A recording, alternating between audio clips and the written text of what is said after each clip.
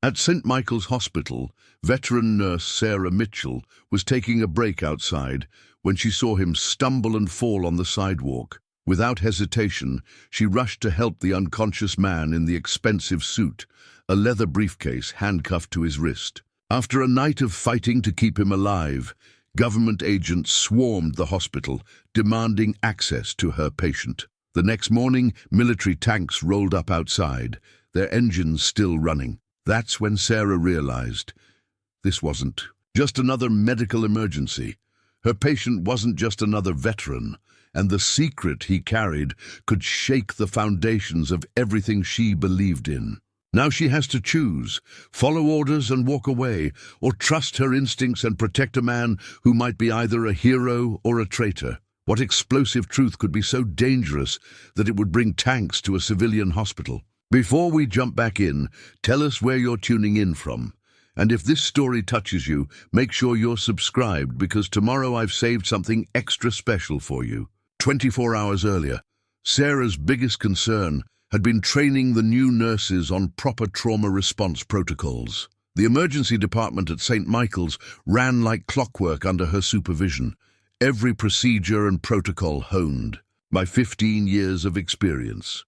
Remember, she told Jessica, the newest addition to their team, in trauma medicine, seconds count. Every action has to be purposeful. She demonstrated the precise way to arrange the instruments on the crash cart, muscle memory, making each movement fluid and efficient. Jessica nodded, her fresh-faced eagerness reminding Sarah of herself years ago. It's different from nursing school. Everything here feels so intense. That's because it is. Sarah checked the cardiac monitor settings. In the ER, we're not just treating patients. We're fighting time itself. The morning had started typically enough, a 3-car pileup keeping them busy until noon, followed by the usual mix of workplace injuries and seasonal flu cases. Sarah had just finished updating patient charts when Dr. James Wong stopped by her station. "Taking that break anytime soon?" he asked, sliding a cup of coffee toward her. "You've been going non-stop since 6. Sarah accepted the coffee gratefully. James was one of the good ones. Young for an attending physician at 38, but already establishing himself as someone the nurses could trust. Unlike some doctors, he actually listened to their input. "Just need to finish these charts," she said, taking a sip. "You know how it is. Document everything or it didn't happen." "Speaking of documentation," James lowered his voice, "did you see the memo about the new security protocols?" Sarah had. The hospital had been implementing increasingly strict measures over the past few months. New ID cards, enhanced access controls, additional cameras. It seemed excessive for a regular civilian hospital. "Administration's getting paranoid," she said. But something about the changes nagged at her. They reminded her of protocols from another life, one she'd left behind in dusty combat hospitals far from here. The thought triggered a familiar tension headache. Sarah rubbed her temples, a gesture James didn't miss. "Those headaches getting worse?" "I'm fine," she said automatically. "Just need some air." She headed for the emergency entrance, her favorite spot for breaks. The late autumn air carried the scent of fallen leaves from the small park across the street. Sarah closed her eyes, practicing the breathing exercises that usually helped with the headaches. A sudden wave of dizziness hit her, stronger than usual. When she opened her eyes, the world seemed sharper somehow, colors more intense. For a moment, she could have sworn she heard conversations from inside the hospital with perfect clarity, despite the closed doors. Then everything snapped back to normal, leaving her to wonder if she'd imagined it. These episodes had been happening more frequently lately, but she'd dismissed them as stress or fatigue. Now she wasn't so sure. The emergency department doors slid open behind her. "Sarah," Jessica called out, "Dr. Reynolds needs the trauma cart restocked. They're bringing in 3 more from that pileup." Sarah nodded, pushing her concerns aside. The work always came first. "I'll handle it. You focus on getting beds 3 and 4 ready." As she turned to head back inside, movement on the sidewalk caught her attention. A man in an expensive suit, was walking unsteadily toward the hospital. Something about his gait seemed wrong. Not drunk, but struggling to stay upright. He looked up, his eyes meeting hers, and Sarah felt a jolt of recognition she couldn't explain. She had never seen him before, but something in his desperate gaze reached past her conscious mind and grabbed hold of forgotten memories. He tried to speak, his mouth forming words she couldn't hear. Then his eyes rolled back and he pitched forward onto the concrete. Sarah was already moving as he fell, her body operating on pure instinct. As she reached him, she noticed three things simultaneously. His military bearing despite the civilian clothes, the briefcase handcuffed to his right wrist, and the fact that his skin was several shades too pale. The day that had started normally was about to become anything but. "I need help out here." Sarah's voice carried through the emergency entrance as she checked the fallen man's vitals. His pulse was thready and irregular, skin cold and clammy to the touch. Two orderlies burst through the doors with a gurney. As they lifted him, Sarah noticed something crinkle in his jacket pocket. A veteran's ID card had partially slipped out. Colonel Marcus Hayes, it read, but something about the card's texture felt off to her trained fingers. "Get him to Trauma 2, she ordered, years of experience taking over. "And page Dr. Wong." While the orderlies moved Hayes inside, Sarah's mind catalogued inconsistencies. The puncture mark below his collar, almost invisible unless you knew what to look for.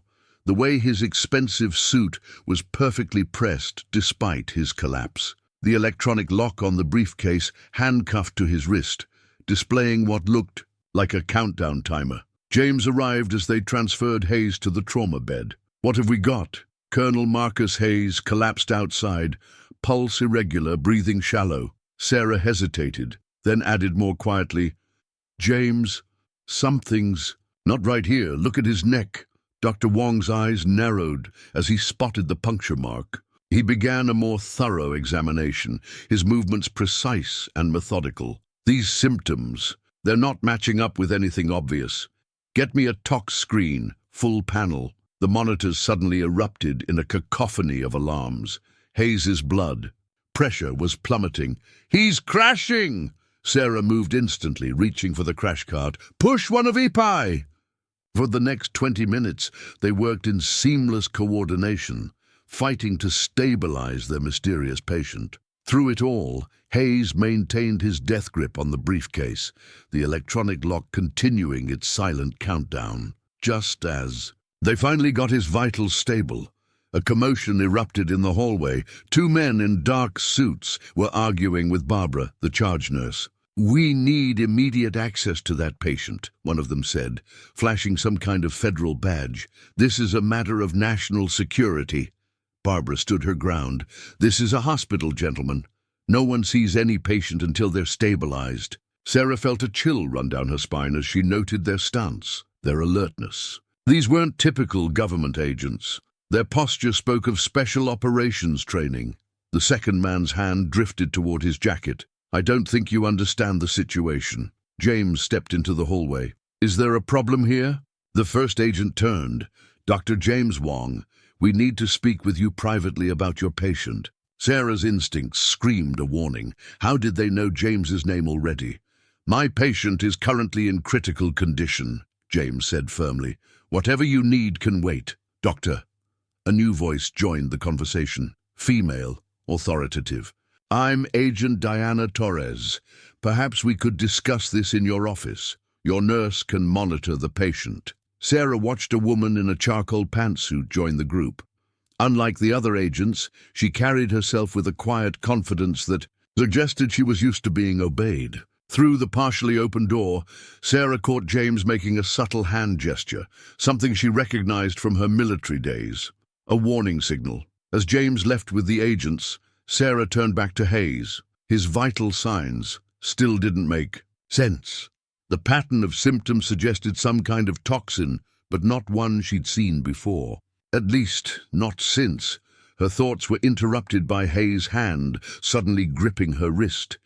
His eyes snapped open, alert despite his condition. "Horizon," he whispered, his voice barely audible. "They're going to activate Horizon." Colonel Hayes, you're at St. Michael's Hospital. You're safe. His grip tightened. No, no one's safe. The briefcase, don't let them. His eyes rolled back as the monitors started beeping erratically again. I need help in here, Sarah called out, but before anyone could respond, Torres's agents pushed into the room. We'll take it from here, one said, moving to pull Sarah away from the patient. She stood her ground. He's in cardiac distress. I need to... Step away from the patient, Nurse Mitchell. Agent Torres appeared in the doorway. That's an order. Something in Torres's tone made Sarah hesitate. She'd heard that kind of authority before, in places far from this hospital. The kind of authority that came with very high security clearance, and very dangerous consequences if disobeyed. The night shift was just beginning, and Sarah had a feeling it was going to be the longest of her life. The night shift at St. Michael's always felt different, quieter on the surface, but with an underlying current of tension, like the calm before a storm. Sarah waited until Agent Torres and her team retreated to the hospital lobby before making her move. The security office was tucked away in a quiet corner of the ground floor. Carl, the night guard, looked up from his crossword puzzle with a tired smile. Sarah, don't usually see you this late. Just following up on something, she said casually, keeping her voice level despite her racing heart. Mind if I review some footage from earlier today, around the time our VIP arrived? Carl shrugged. Knock yourself out. I'm due for my rounds. Anyway, as soon as he left, Sarah began scanning through the security feeds. Her fingers moved quickly over the keyboard, rewinding to several hours before Hayes's collapse. Something about the timing had been bothering her. The exterior camera showed Hayes arriving in a taxi, normal enough. But as she kept watching, she noticed two men entering the hospital separately about an hour before Hayes showed up.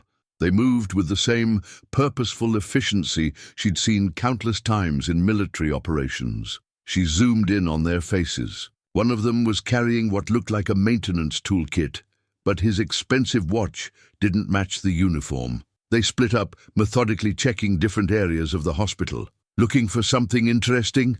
Sarah jumped.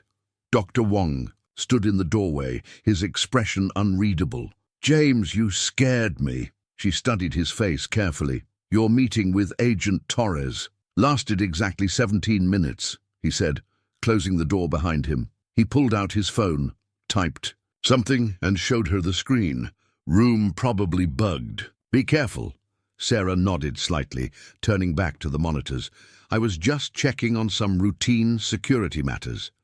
Of course, James said normally, then typed, Hayes isn't just military. Think CIA or deeper.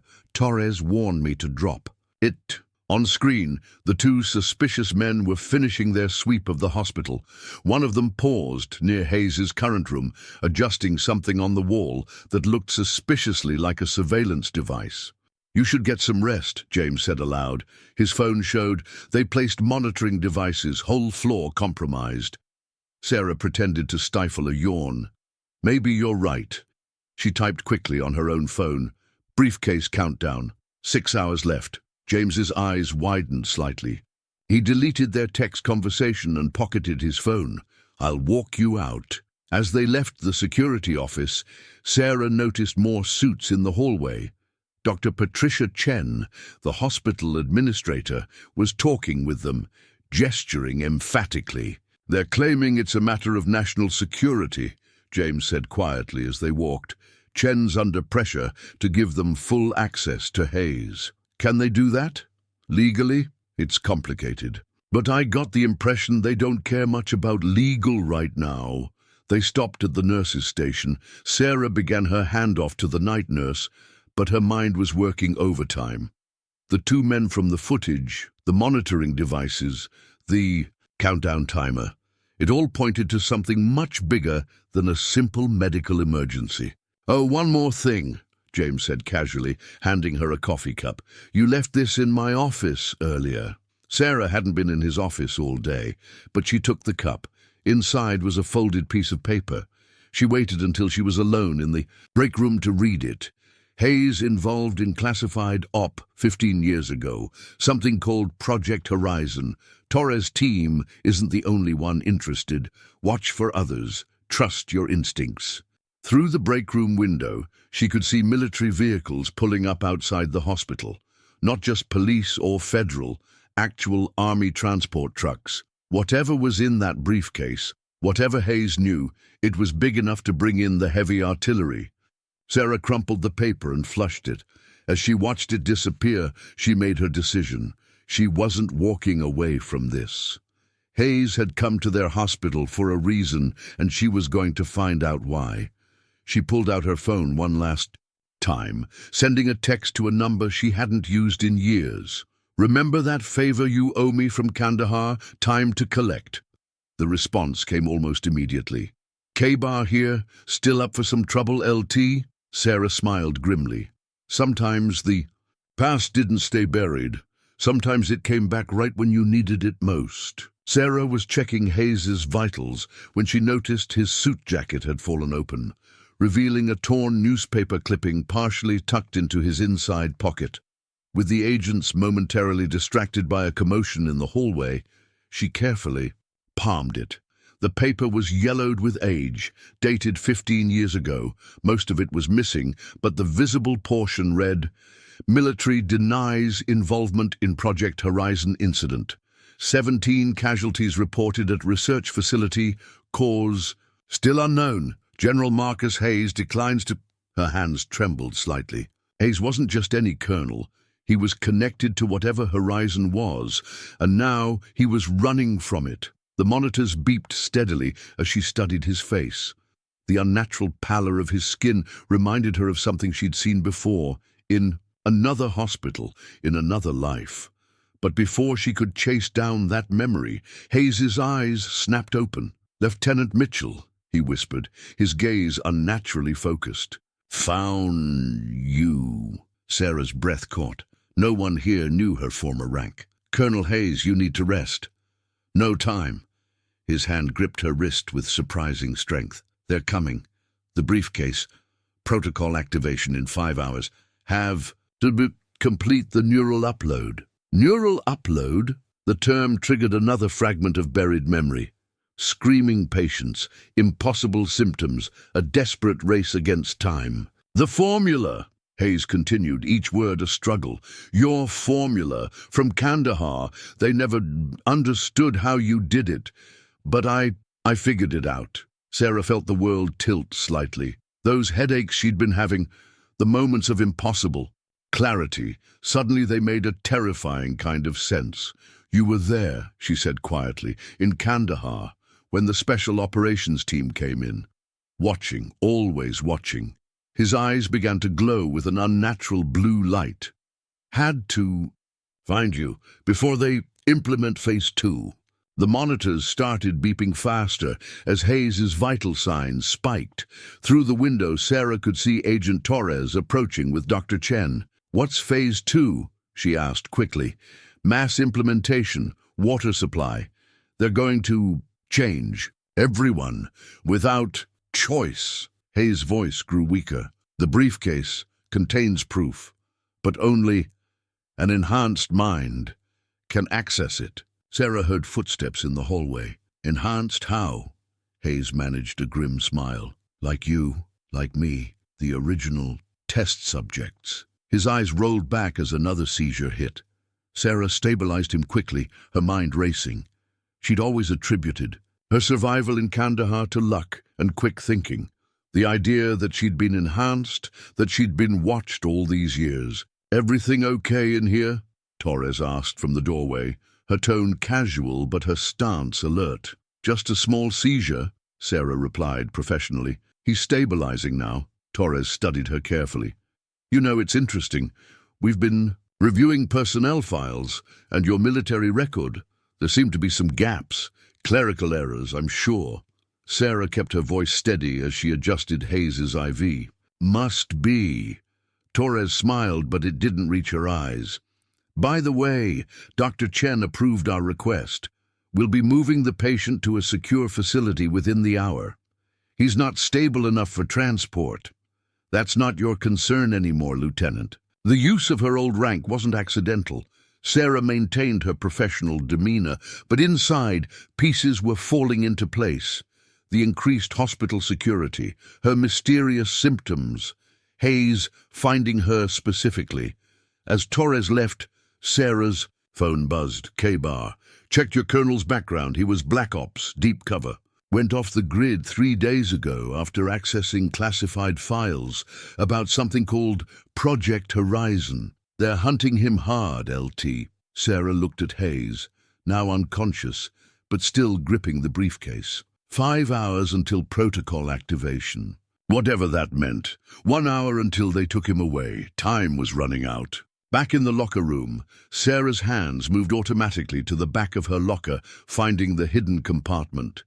Inside was her old military nursing badge, preserved in a plastic sleeve. Lieutenant Sarah Mitchell, Combat Nurse Corps, 2nd. Forward Surgical Team. The badge brought back memories she'd tried to forget. Kandahar, 2010. The night everything went wrong. She'd been working triage when they brought in the Special Operations Team, all of them showing the same mysterious symptoms. Just like Hayes. Her phone buzzed again. K-Bar. Checked your colonel. He was there that night. Different unit, same operation. They're cleaning house, Lieutenant. Sarah's mind raced. The symptoms, the briefcase countdown. Hayes seeking her out specifically. It was all connected to that night in Kandahar. She quickly changed into scrubs, tucking the badge into her pocket. As she closed her locker, she heard footsteps approaching. Going somewhere? Agent Torres stood in the doorway holding a familiar file, Sarah's military record. Just following orders, Sarah said. Administrative leave, remember? Interesting thing about administrative leave. Torres moved into the room. It gives us time to look into backgrounds, like your time in Kandahar, specifically the night of August 17th, 2010. Sarah kept her face neutral. I treated a lot of soldiers, including a special operations team suffering from an unknown toxin. Torres studied her reaction. The same toxin currently affecting Colonel Hayes. I wouldn't know about that. No, Torres opened the file. According to this, you were the only medical personnel who got all your patients through that night. Everyone else lost at least one. Some lost all of them. Before Sarah could respond, gunfire erupted somewhere in the hospital. Both women instinctively dropped into defensive positions. Torres drew her weapon. Stay here. The moment Torres left, Sarah was moving. She needed to get to Hayes. If they were cleaning house, he'd be the first target. The hallways were chaos. Hospital staff rushed to evacuate patients as armed men in tactical gear moved in formation toward Hayes's room. Sarah ducked into a supply closet, her heart pounding. She pulled out her phone. K-Bar need an exit strategy, they know. The response was immediate. Working on it. Trust the book. The book. Sarah felt the badge in her pocket. In Kandahar, they'd used old medical textbooks to pass messages. The hospital library was 2 floors down. She made her way to the service stairs, using her badge to bypass the electronic locks. The sound of gunfire grew closer. In the stairwell, she nearly collided with Dr. Wong. Sarah, thank God. He was out of breath. They're going to kill him. How do you know that? Because I just overheard Torres ordering her team to contain the situation if Hayes shows any signs of, what did they call it? Oh yes, protocol activation. Sarah's blood ran cold. The same phrase from Kandahar right before everything went to hell. James, I need you to trust me. What I'm about to tell you... More gunfire, closer now. James grabbed her arm.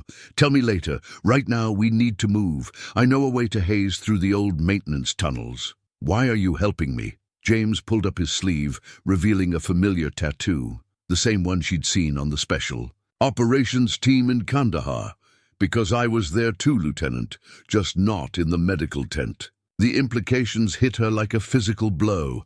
James wasn't just a doctor, he was military intelligence, placed here to watch her. All this time, we can talk about my career choices later. He pulled her toward a hidden access panel.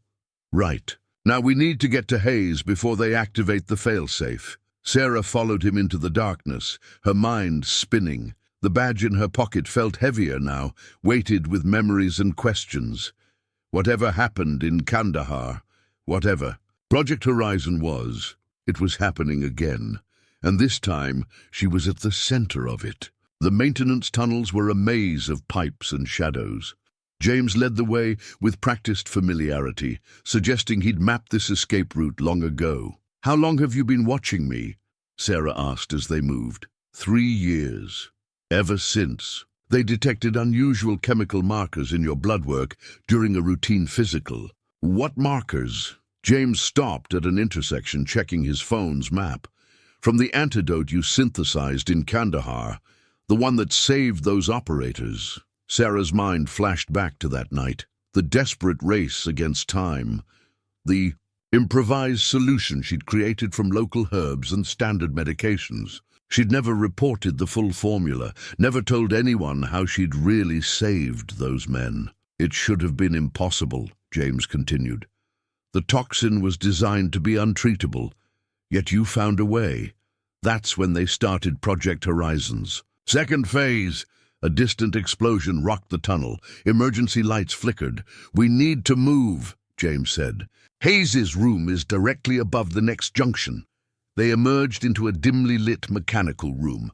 James pulled out a UV light, revealing a complex pattern tattooed on his forearm. Sarah recognized some of the chemical components, of the toxin she'd treated. "Hayes has the same tattoo," James explained. "It's a fail-safe. If the toxin is ever weaponized again, the formula for your antidote is hidden in the molecular structures. But it's incomplete. You're the only one who knows the missing elements. That's why he came to me, and why they can't let him talk. To you, the people behind Horizon, they want the toxin but not the cure." Sarah was about to respond when she heard voices above. Through the ceiling vents, she could make out Hayes's room, showing signs of Phase 2 activation. Someone was saying, "Neural pathways are aligning with the prototype. Time to termination?" That was Torres' voice. 30 minutes maximum. Sarah pulled out her phone, texting Kandahar. "Need a diversion. North wing, 15 minutes. The response came quickly. "Already in position. Watch for the signal." James was studying the ceiling. "There's a maintenance hatch that leads directly to Hayes' bathroom. But once we're up there, we're exposed," Sarah finished. "No cover, no easy exit. And Hayes isn't exactly mobile." Sarah thought about the briefcase countdown, the toxin, the hidden antidote formula. It was all connected, but something still didn't add up. "James, why would Hayes inject himself with the toxin? He had to know what it would do." "Because the toxin does more than kill. In controlled doses, it enhances neural pathways, creates a kind of temporary supercomputer of the mind. That's what Horizon was really about, creating human processors for classified data. The briefcase contains enough data to expose everyone involved in the project, but it's encrypted. Hayes needed the toxin's neural enhancement to access and decrypt it before it kills him," Sarah finished. "How long does he have?" James checked his watch. "Based on his symptoms, less than an hour." Sarah felt the weight of her nursing badge in her pocket. "Then we better not waste any more time." They moved to the hatch just as an alarm blared through the hospital. Sarah's phone lit up. "Diversion initiated. North wing evacuating. You have 10 minutes. James pulled out his access card. "Ready?" Sarah nodded, already mentally reviewing the components she'd need for the antidote. She'd done it once before. She could do it again. Above them, Hayes's vital signs monitor began beeping rapidly. Phase 2 was starting. The race against time had begun. Kabar's diversion hit like clockwork. Multiple small explosions rocked the north wing, triggering fire alarms and sprinkler systems. Sarah could hear the chaos above as security teams rushed to respond. "Now," James whispered, swiping his card. Through the maintenance hatch's reader, the light turned green. Sarah climbed up first, emerging into the small bathroom attached to Hayes' room. Through the partially open door, she could see Hayes connected to various monitors, his skin now taking on a bluish tint. The briefcase remained handcuffed to his wrist, its display now showing less than 30 minutes. 2 guards stood at the main door, their attention drawn to the commotion in the hallway. Sarah pulled out her phone, checking the hospital blueprints K-Bar had sent. The old building plans showed something interesting. A forgotten pneumatic tube system from the 1960s, sealed but never removed. She texted James, "Check east wall behind supply cabinet. Access panel to old tube system." James was already moving, carefully sliding the cabinet aside to reveal a dusty metal panel. Sarah kept watch as he worked to open it. Suddenly, Hayes's eyes snapped open. His voice was barely a whisper, but his words were clear. "Lieutenant Mitchell, you came." The guards turned at the sound. Sarah didn't hesitate. She grabbed a nearby crash cart and shoved it toward them, buying precious seconds as James wrestled with the panel. "Colonel Hayes," she said, rushing to his side, "we need to move you." "The briefcase," he gasped. "Neural link at 70%. Need more time." The first guard was recovering, reaching for his weapon. Sarah yanked the curtain rail down, tangling him in fabric. "Got it," James called. The panel swung open, revealing a dark tunnel large enough to crawl through. Sarah began disconnecting Hayes's monitors. "Can you move?" He nodded weakly. "Neural enhancement. Temporary strength boost, but it won't last." The second guard was calling for backup. They had minutes at most. "The tube system connects to the old records room in the basement," James said, helping Hayes up. "From there we can—" The door burst open. Agent Torres stood there, weapon drawn. "Step away from the patient."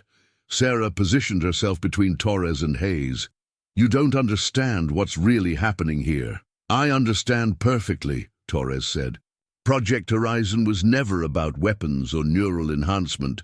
It was about control, the ability to turn soldiers into living computers, process classified data through human minds, then eliminate all traces." "Then why are you helping them?" "Because the alternative is worse." Torres's grip tightened on her weapon. "You think Hayes is a hero. The data he's decrypting will start a war." "You're wrong," Hayes gasped. "The data proves the conspiracy, shows who really funded Horizon, foreign powers, inside our own government." More footsteps in the hallway, running out of time. "Sarah," James warned, "we need to move." She looked at Torres, recognizing something in the agent's eyes. Doubt. "Diana," Sarah said quietly, "you were there too, weren't you? In Kandahar. Not with the operators, but after, when they buried the truth." Torres's weapon wavered slightly. 17 dead. All evidence erased. Except the antidote I created. The one they couldn't explain. A loud explosion from the north wing. The diversion's final phase. "Make your choice," Sarah said, "but make it fast." Torres held her gaze for a long moment. Then she turned, firing 2 shots into the hallway camera. 60 seconds, she said. "Then I sound the alarm." Sarah didn't waste time questioning the decision. She and James helped Hayes into the tunnel entrance.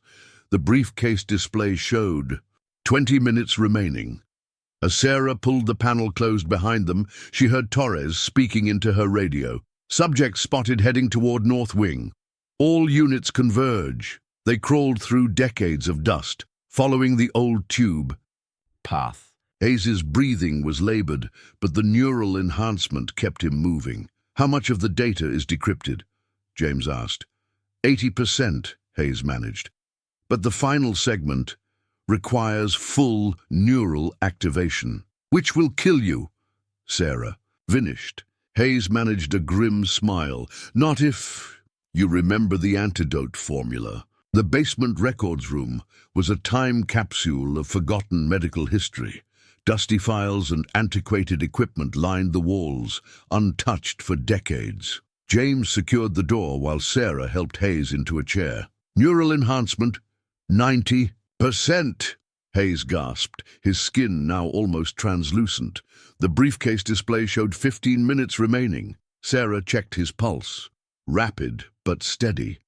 The toxin was working exactly as designed, transforming his neural pathways into a biological supercomputer at the cost of his life. Hayes pulled an encrypted phone from his pocket with trembling hands. Everything is here, but I need full enhancement to decrypt final segment, which will kill you, Sarah said firmly. Let me try to synthesize the antidote. You first. No time. Hayes's eyes were fever bright. The data must get out. Horizon, just the beginning. They're planning something bigger. James was checking the exits.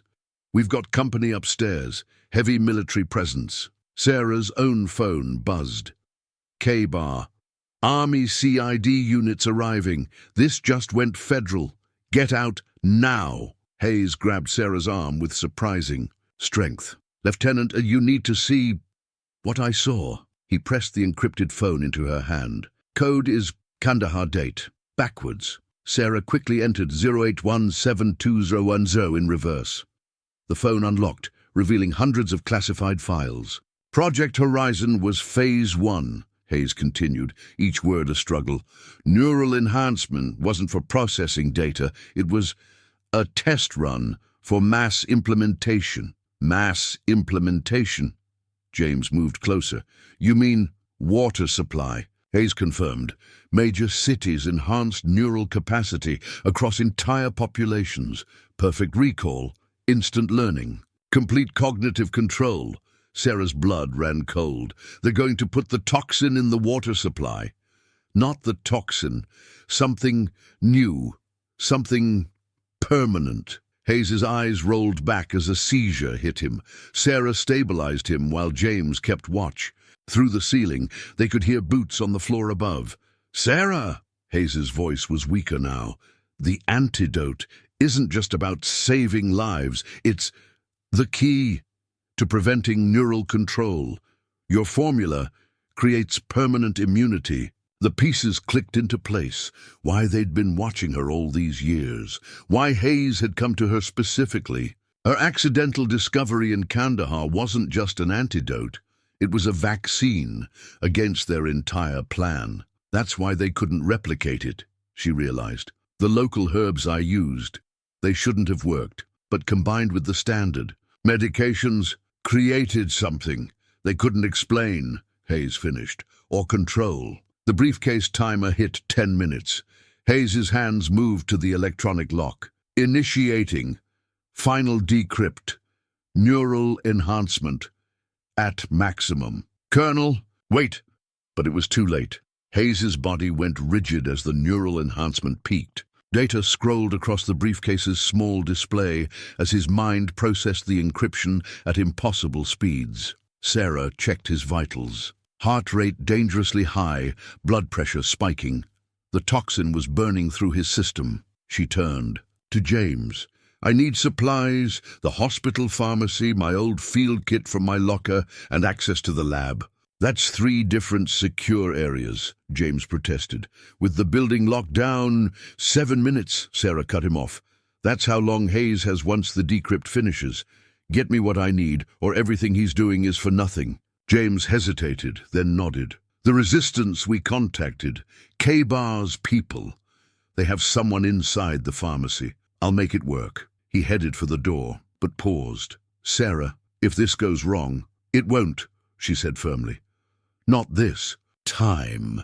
As James disappeared into the darkness, Sarah began inventorying what she had. Her mind raced through the compounds she'd used in Kandahar, the modifications she'd need for the evolved toxin. Hayes's phone lit up with another decoded file.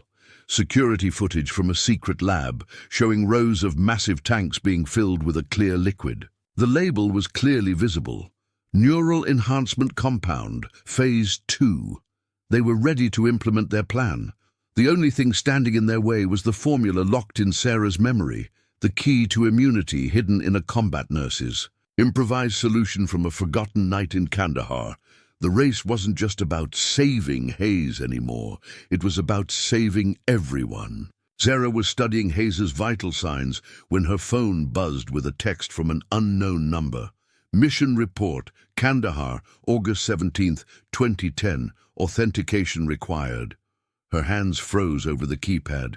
Only someone from that night would know to... As for the mission report, she typed carefully, Authentication, Sierra Mike 17. The response was immediate. Dr. Patricia Chen, Deputy Director, Project Horizon, Phase 1. We need to talk. Sarah stared at her phone in disbelief. The hospital administrator, her boss for the past 5 years, was Horizon Leadership. Another text arrived with a photo. Sarah's sister and nephew at what looked like a military facility, surrounded by armed guards. Your family has been secured. Insurance policy, make the right choice.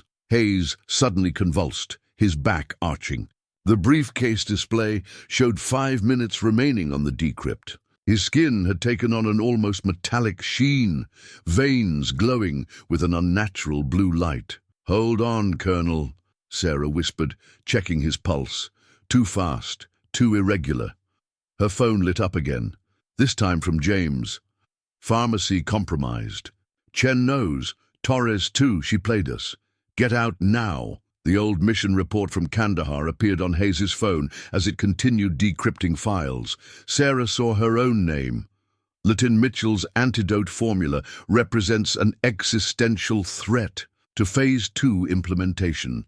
Recommendation, immediate termination. The report was signed by Patricia Chen. Heavy footsteps approached from both stairwells. They were trapped. Sarah's mind raced.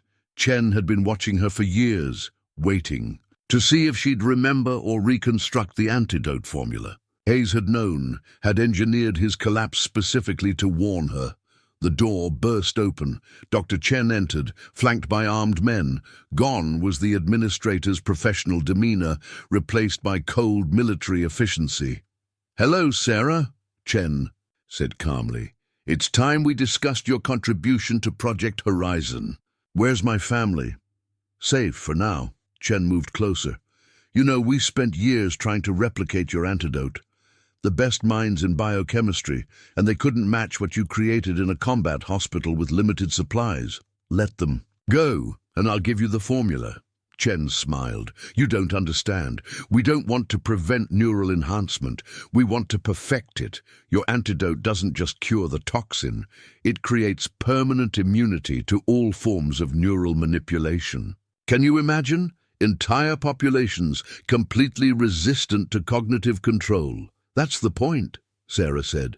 "People aren't meant to be controlled. People need guidance, structure. The enhanced neural network will create perfect harmony, perfect compliance." Chen gestured to Hayes. "The colonel here thought exposing the project would stop us. He didn't realize we wanted the world to know after it was too late to resist." The briefcase timer hit 2 minutes. Hayes's entire body was glowing now, his mind processing data at impossible speeds. "You can't do this," Sarah said. "We already have. Phase 2 begins tonight. Major population centers across the country.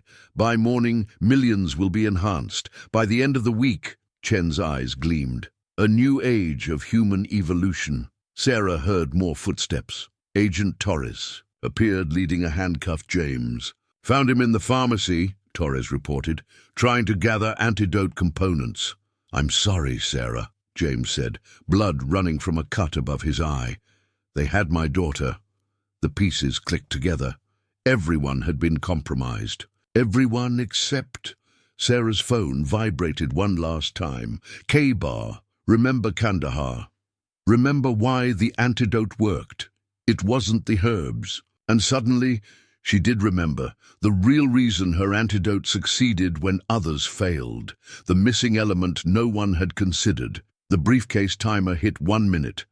Hayes's eyes opened, blazing with enhanced neural energy. "Time to choose." "Sarah," Chen said, "your family or your principles?" Sarah looked at Hayes, at James, at the armed men surrounding them. In her mind, she was back in Kandahar, realizing the truth about her miracle cure. Sometimes the biggest discoveries come from the smallest details, and sometimes the most powerful solutions are hiding in plain sight. She just hoped she'd live long enough to implement it. Sarah kept her eyes on Chen, but her mind was racing through calculations.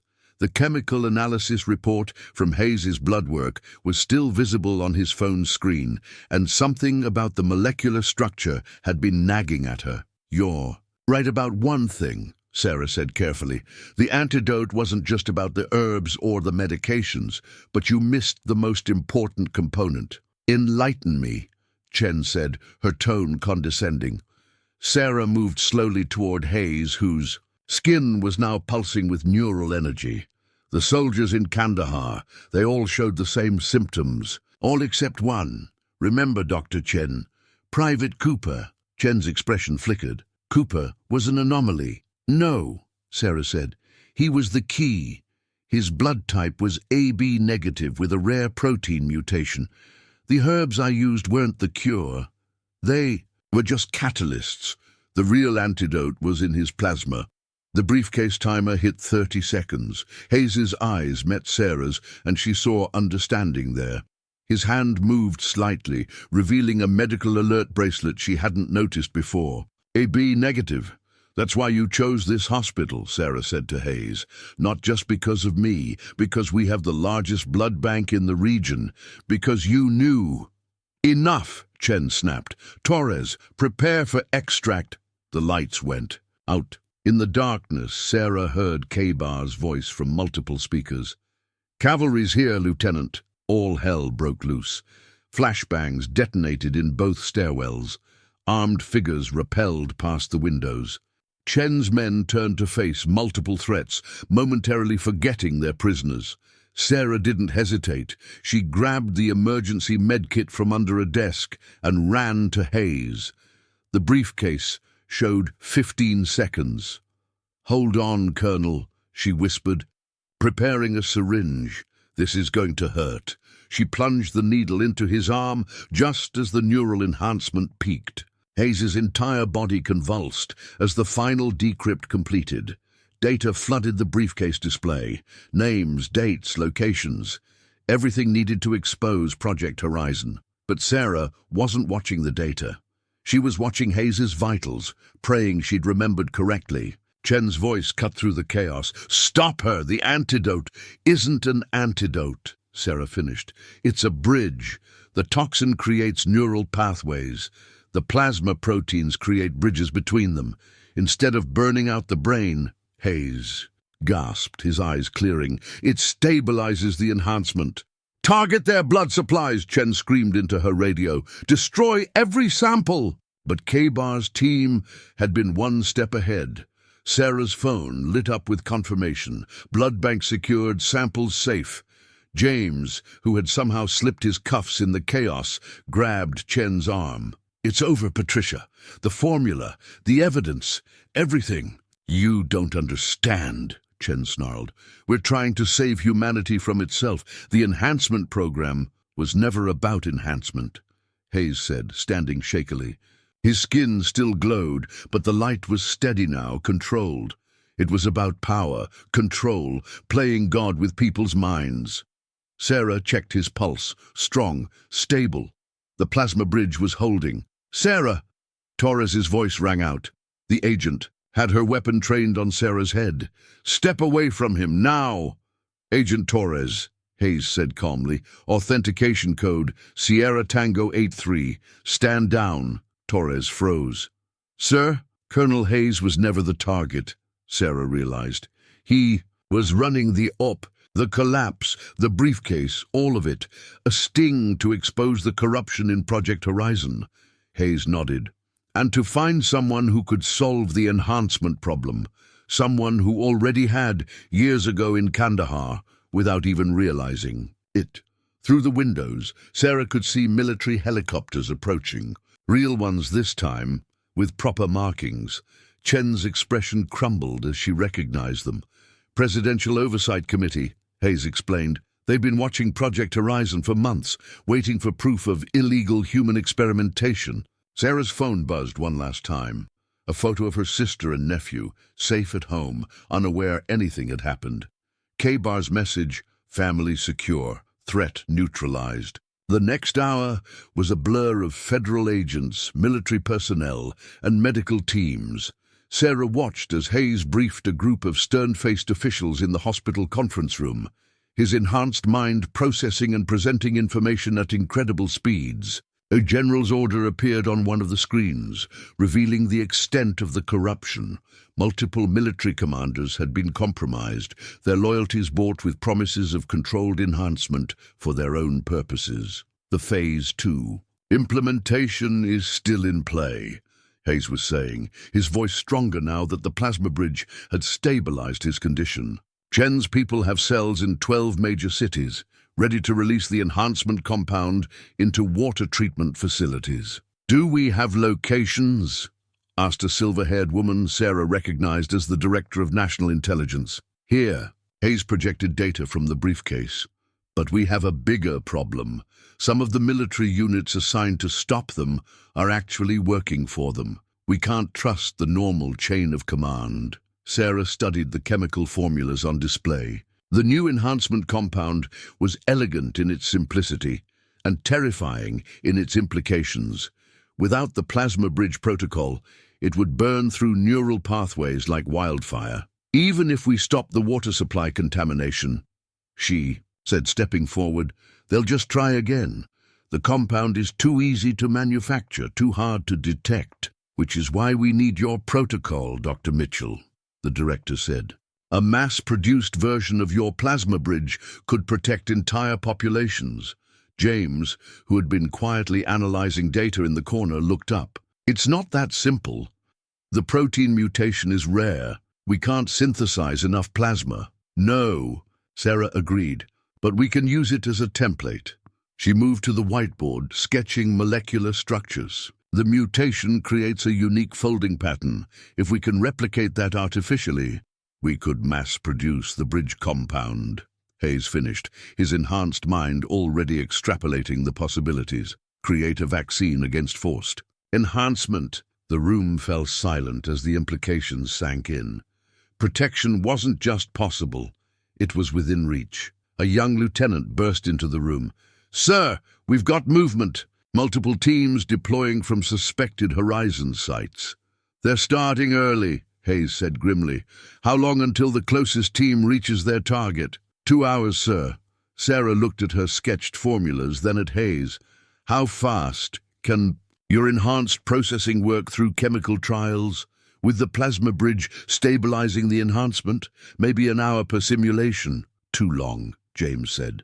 We need more processors, Sarah interrupted. More enhanced minds. The director's eyes widened. You want to enhance more people? Now? Not randomly, Sarah said. I need biochemists, geneticists, people who can help perfect the artificial bridge. With Hayes's encryption broken, we have the safe protocol. We just need the right minds to implement it. It's risky, Hayes warned. Even with the bridge, enhancement is intensive. Sarah met his gaze. Sometimes the biggest risks yield the greatest rewards. After a long moment, Hayes nodded. I'll make the calls. Director? The older woman studied Sarah carefully. You understand what you're proposing. The political implications alone.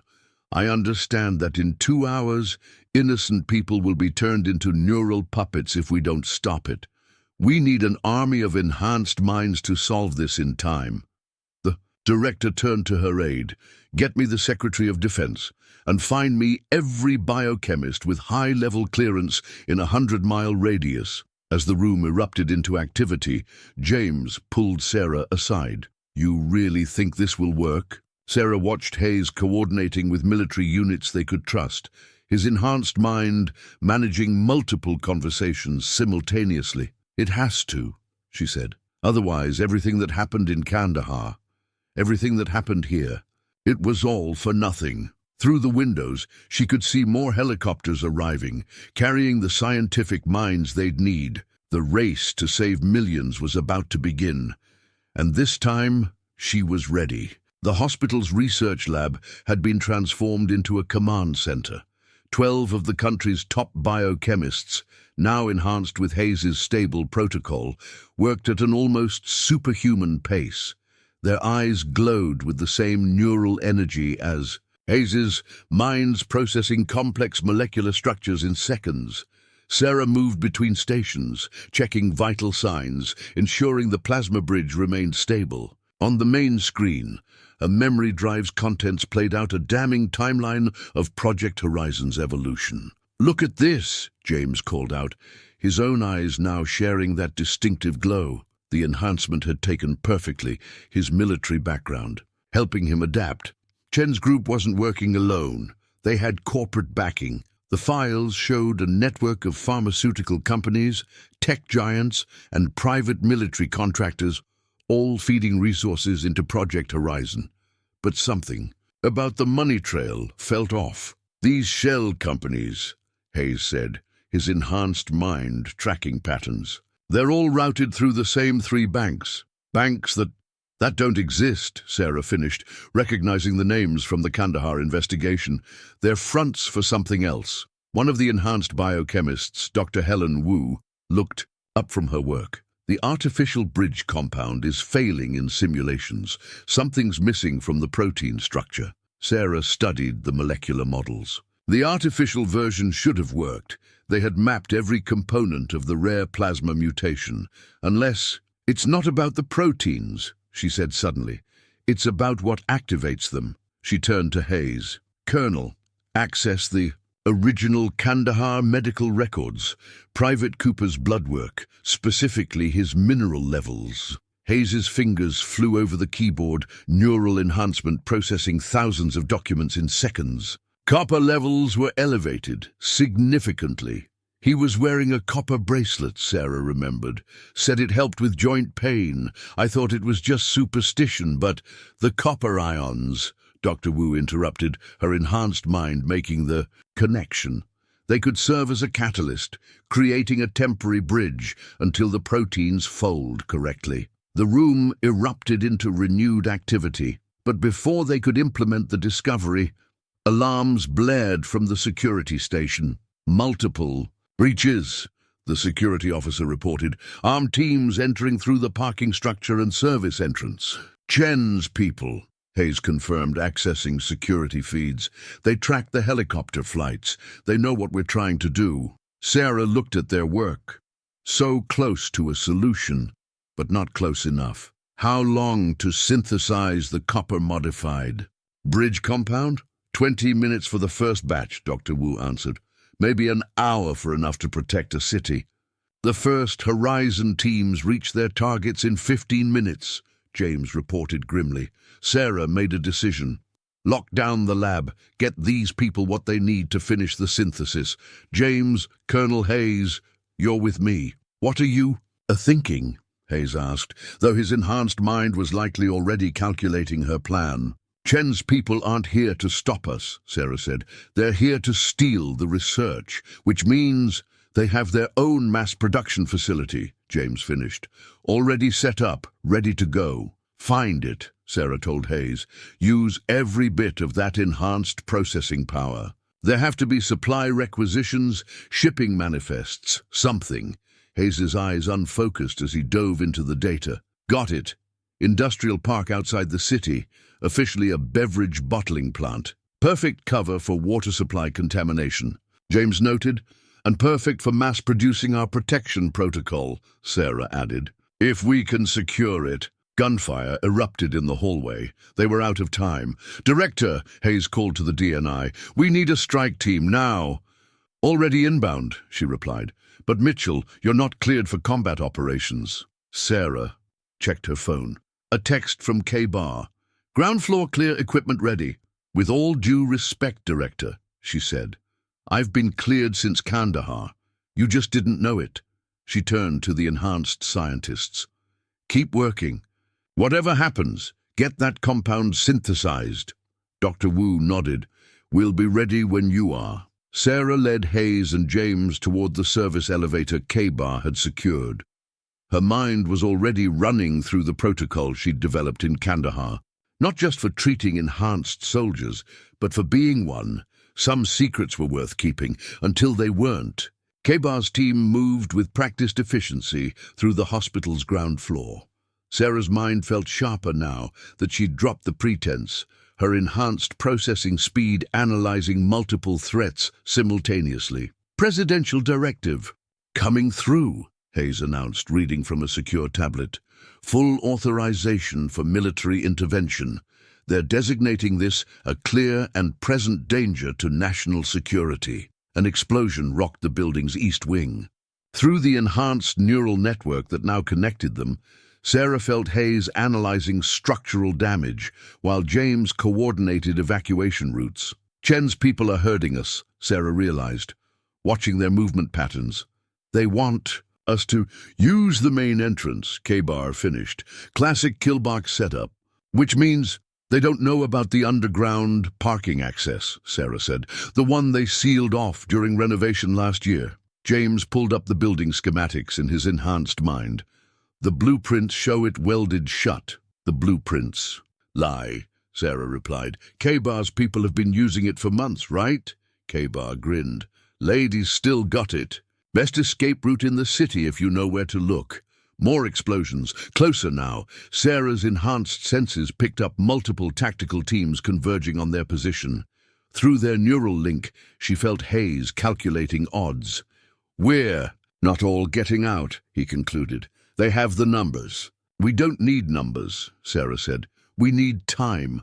How long until the strike team reaches the production facility? 20 minutes, James reported. But Chen's people will be ready. They've had years to fortify that position. Sarah reached into her memory, accessing enhanced records of similar facilities. The bottling plant, it's using municipal water lines for production, right? Hayes nodded, his mind already following her thought process. Large diameter pipes. Maintenance. Access every 100 yards. Big enough for a tactical team? If they're good, Kandahar said, and if someone creates one hell of a distraction topside. Sarah felt James's concern through their link. You're talking about splitting up. We're stronger together. They're expecting enhanced soldiers, she countered. Let's give them some. You, me, and Hayes, we draw their forces here. Make them think we're trying to protect the hospital. While Kabar's team hits the facility from below, Hayes finished, using protocols they don't know about. Because they don't know about Kandahar, Sarah confirmed. Not everything that happened there. A massive explosion tore through the hospital's upper floors. Through their enhanced senses, they felt the biochemists working frantically to complete the copper-modified bridge compound. Dr. Wu, Sarah called through their neural link. Status? First batch ready in 5 minutes. Production template complete. Send it to my secure terminal, Hayes ordered. Sarah's right. We need to split up. Kandahar, take the data. Get it to that facility. The world needs that protection protocol. Sarah felt James accessing tactical frequencies. Military units deploying to all major cities. Some compromised, some clean. No way to tell which is which. Then we assume they're all compromised, Sarah said, and we make sure that compound gets produced first. Through their enhanced senses, they felt Chen's forces breaching the upper floors. Multiple teams, all enhanced, but unstable. Their neural patterns showed the degradation Sarah remembered from Kandahar. They're using the old protocol, she realized, burning through their own people to buy time. Hayes's expression hardened. Then let's show them what the stable version can do. Kabar's team was already moving, disappearing into maintenance tunnels with the precious data. Sarah felt James's mind integrating tactical patterns, while Hayes processed multiple battle scenarios simultaneously. She allowed herself one moment of focus, accessing the full range of her enhancement. The neural pathways lit up like familiar roads. Powers she'd kept hidden for years flowing back effortlessly. Sarah, James said quietly, after this, there's no going back, no more hiding who you are. I know, she replied. Maybe it's time. The world's about to change anyway. Might as well help guide that change. Hayes checked his weapon. Ready? Sarah nodded, feeling the enhanced strength and speed humming through her body, just like Kandahar. But this time we do it right. Together they moved toward the killing floor, their enhanced minds working in perfect synchronization. Behind, Them, K-Bar's team carried humanity's best hope through dark tunnels. Above them, unstable enhanced soldiers prepared for battle. The final phase had begun. The security override codes burned in Sarah's enhanced memory as they moved through the hospital's upper floors. Each keypad they passed required a new combination, each security door a different protocol. One wrong entry would trigger every alarm in the building. Through their neural link, she felt Hayes coordinating with military units they could trust, while James tracked the movement of Chen's forces. The unstable enhancement made their enemies stronger but predictable. They couldn't mask their neural signatures. "Third floor clear," Sarah subvocalized, knowing the others would receive it through their link. "Dr. Wu's team is ready for evacuation." "Negative," Hayes responded. "Multiple hostiles converging on their position. They're using the ventilation system." Sarah accessed the building's maintenance protocols, her enhanced mind quickly finding what they needed.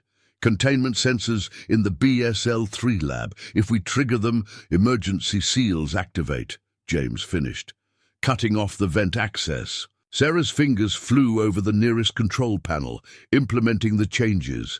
Through their enhanced senses, they felt the heavy barriers slamming into place throughout the ventilation network. A scream of rage echoed through the building. Raw, animal, primitive.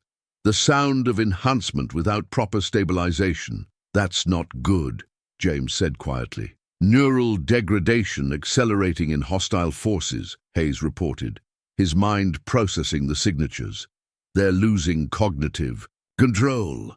Sarah remembered similar screams from Kandahar. "How long until total breakdown?" "Minutes, maybe less." A crash from above, then the sound of gunfire. Sarah felt Dr. Wu's panic through their link as Chen's enhanced soldiers tried to break through the lab's barriers.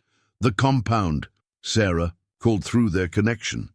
"Is it finished?" "Yes," Wu responded, "but we need 10 minutes to download the complete production protocols." "You have 2, Hayes said grimly. "After that, the barriers won't hold." Sarah made a decision. "James, get to the lab.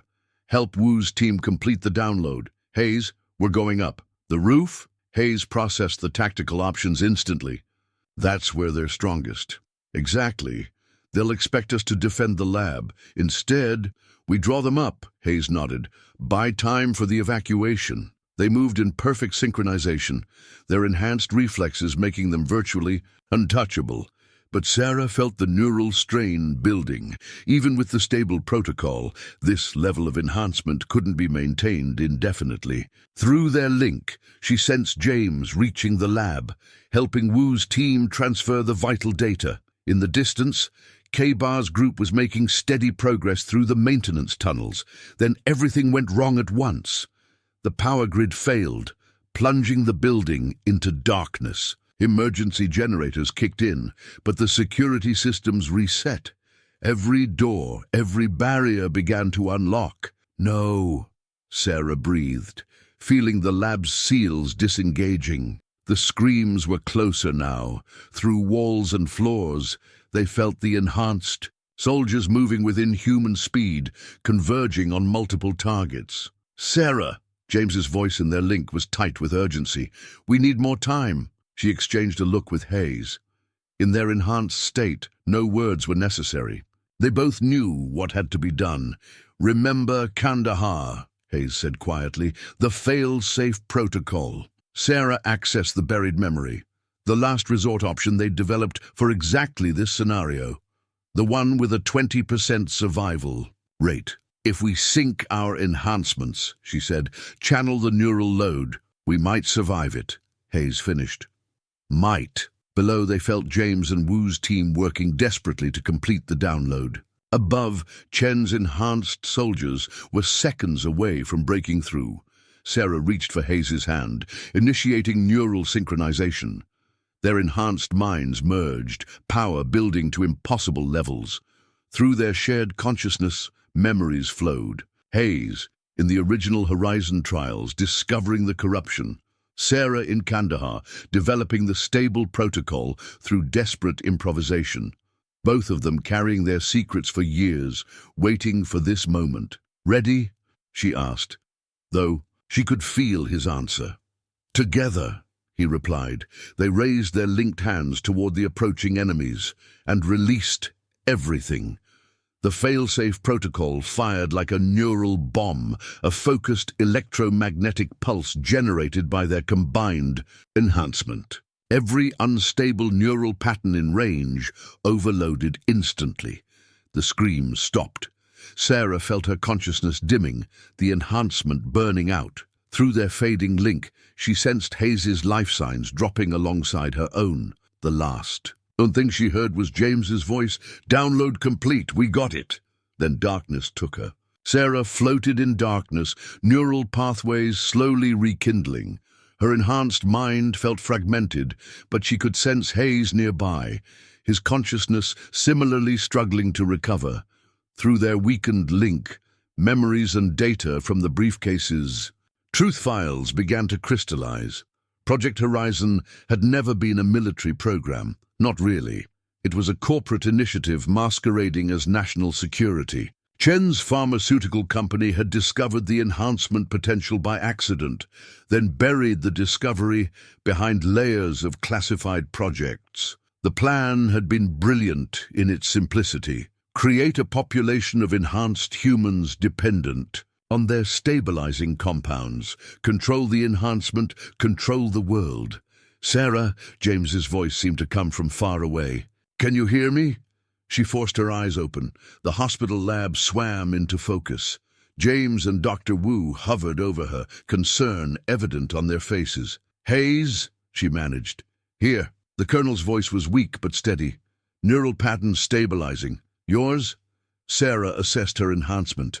The fail-safe protocol had burned out some pathways, but the core functionality remained. Operational, barely. "How long were we out?" 10 minutes, James replied. K-Bar's team reached the facility. They're in position, but what? Wu pulled up a tactical display.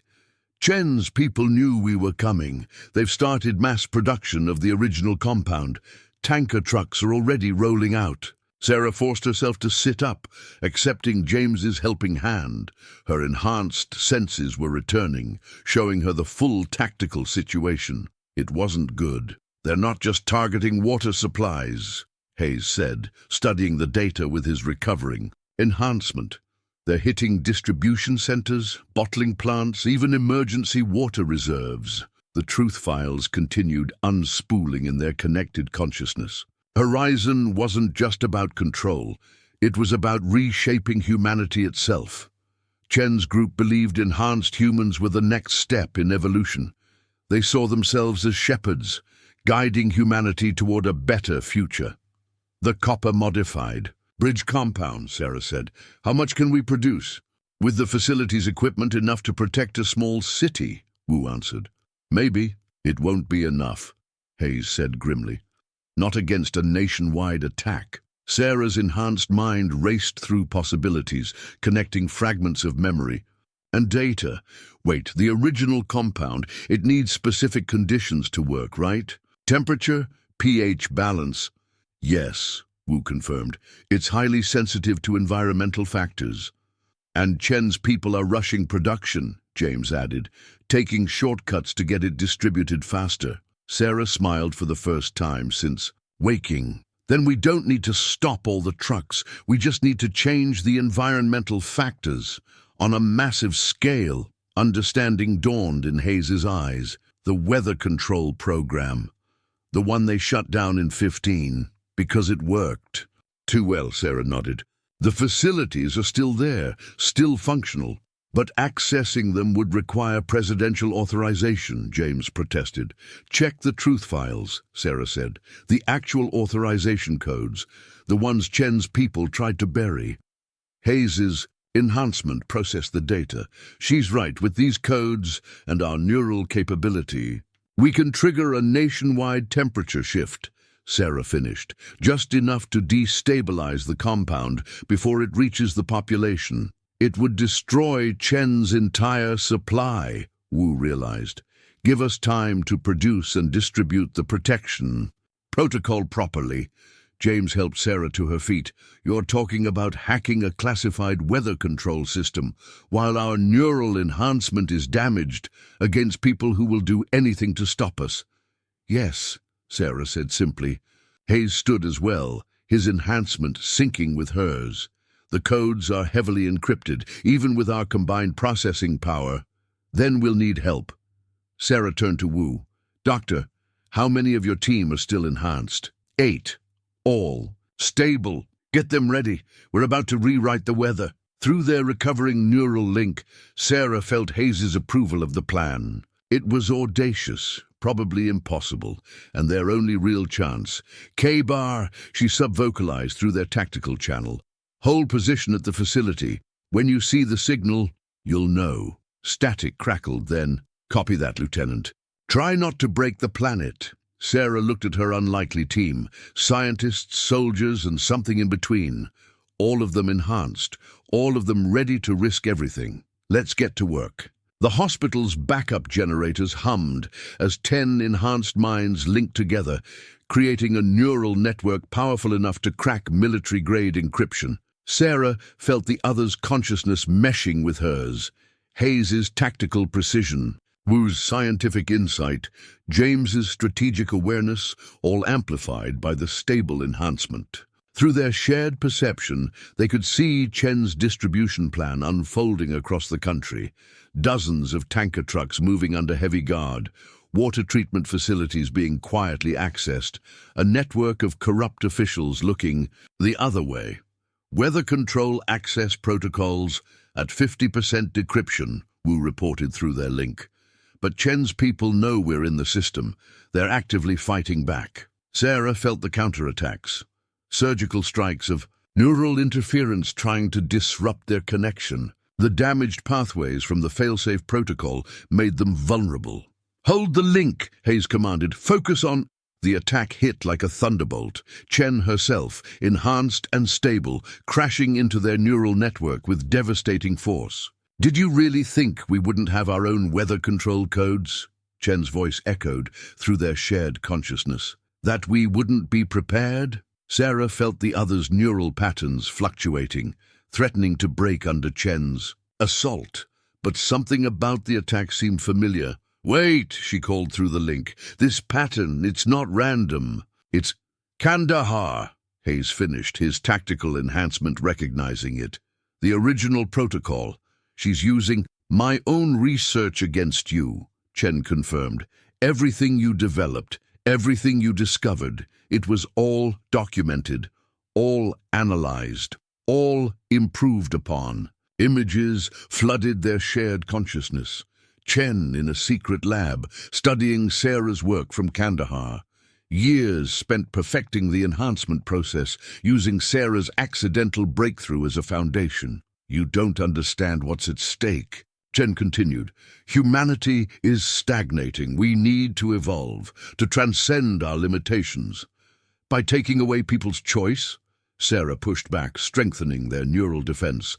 "By forcing evolution at gunpoint?" "Sometimes the greatest advances require sacrifice." "No," Sarah said firmly. "Sometimes the greatest advances require cooperation." She opened her mind fully to the neural network, sharing everything, not just the enhancement protocols, but the understanding behind them.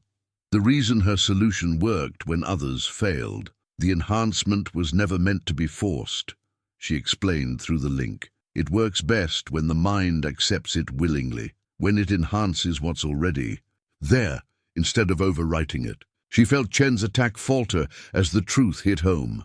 "The Copper Bridge compound," Wu realized. "That's why it works. It doesn't force the neural pathways. It invites them to adapt." "Exactly," Sarah confirmed. "Evolution through cooperation, not control." Chen's presence wavered. For a moment, Sarah felt the scientist's genuine desire to help humanity, warring with her ruthless methods. Then, the moment passed. "It doesn't matter," Chen snarled. "The distribution is already happening. You can't stop all of it." "We don't have to," Hayes said calmly. "We just have to stop enough." Sarah felt their combined neural strength surge as the weather control encryption finally broke. Access codes flooded their network, not just Chen's partial codes, but the full presidential authorization. K-bar, Sarah transmitted, hit the facility, now. Through their enhanced senses, they felt the strike team breaching the production plant. But Chen was laughing in their minds. "You still don't see," she said. "This was never about one facility, one city, one country." Horror dawned as they accessed the full distribution data. Horizon cells activated worldwide, thousands of simultaneous release points. "My God," James whispered through the link, "she's going to enhance the entire planet." Sarah felt Hayes's tactical enhancement running scenarios. Even with the weather control system, they couldn't stop global distribution. Not in time. Unless... "Dr. Wu," Sarah called through the network. "The copper bridge compound. Could it be aerosolized?" "Yes, but..." Wu's enhancement caught up with Sarah's plan. "The weather control system. You want to distribute the protection protocol through the atmosphere," Sarah confirmed. "Give everyone a fighting chance. It would take incredible neural processing power," Hayes warned. "More than we have, even combined." Sarah looked at her team, scientists and soldiers linked by choice and necessity. Then at the hospital around them, where hundreds of people chose every day to help others. "Then, let's give them the choice," she said. "All of them." She opened a channel to every screen in the hospital, every phone, every device they're enhanced. Each could access. "This is Lieutenant Sarah Mitchell," she broadcast, "and I need your help." Sarah found herself back at St. Michael's Hospital a week later, standing in the exact spot where Hayes had first collapsed. The morning sun cast familiar shadows across the entrance, but everything else had changed. Military vehicles had been replaced by news vans. The world was still grappling with the revelation that enhanced humans existed, that a shadow organization had tried to force evolution on humanity, and that ordinary people had fought back. "Ready for the briefing?" James appeared beside her, his neural signature a comforting presence. "As ready as I'll ever be." She followed him inside, where the hospital's main conference room had been transformed into a command center. Hayes was there, coordinating with military and civilian leaders worldwide. The stable enhancement they carried had become a bridge in more ways than one, connecting them to a future they now had to help shape. "Latest numbers," Wu reported as they entered. 300 volunteers have been approved for enhancement. All of them medical personnel, researchers, or military specialists. "And the protection protocol?" Sarah asked. "Holding at 99% coverage. Chen's compound is useless now. Everyone has the choice to accept or reject enhancement naturally." Through their neural link, Sarah felt Hayes processing multiple situations simultaneously. Horizon cells were still being dismantled globally. Chen herself was in custody, her enhanced mind now focused on understanding where her vision had gone wrong. "The President's office called," Hayes said. "They want us to establish formal guidelines for the enhancement program. Strict ethical protocols, complete transparency. And oversight," James added. "Real oversight, not the kind Chen's people corrupted." Sarah moved to the window, watching hospital staff and patients going about their day. Some wore patches indicating they'd chosen temporary enhancement for specific medical procedures. Others had declined, exercising their right to remain unmodified. Choice, everything came down to that. "There's something else," Hayes said quietly. "The Kandahar files. All of them." Sarah turned. They were classified. "Not anymore. The truth. Commission wants everything in the open, including what really happened that night." She felt James's supportive presence as memories surfaced. The desperate experiment that had led to her own enhancement. The soldiers she'd saved. The discovery that would change humanity forever. "Tell them," she decided. "All of it. No more shadows. No more secrets." A young doctor appeared in the doorway. One of the new volunteers. "Dr. Mitchell, your first enhancement candidate is ready." Sarah smiled at the title. After everything, she'd finally accepted the position Wu had offered. Director of Enhancement Medicine. A new field for a new era. The candidate was a neurosurgeon. Her hands steady as Sarah explained the procedure. The enhancement compound waited nearby, modified to ensure stable, controlled results. "Any questions?" Sarah asked. "Just one." The surgeon met her gaze. "Why did you choose to stay enhanced? After everything that happened?" Sarah thought about Chen's vision of forced evolution, about Hayes' sacrifice to expose the truth, about all the ordinary people who had chosen to help when it mattered most. "Because enhancement isn't good or evil," she said finally. "It's a tool, like any other medical advancement. What matters is how we use it, why we use it." Through the hospital windows, the sun climbed higher, casting long shadows that stretched toward a future they would all face together. Enhanced or not, the choice would always be theirs.